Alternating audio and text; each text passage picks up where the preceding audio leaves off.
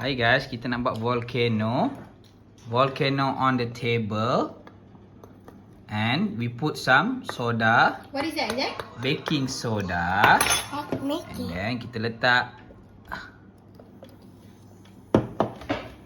Tak cukup air. More. One more time. Wow! Wow! It explode. The lava coming out, Isaac. Ooh! Okay, let's put some. Let's put some. Go. Let's put some. Okay. We I tighten get another that. one. We put some soda. Baking soda.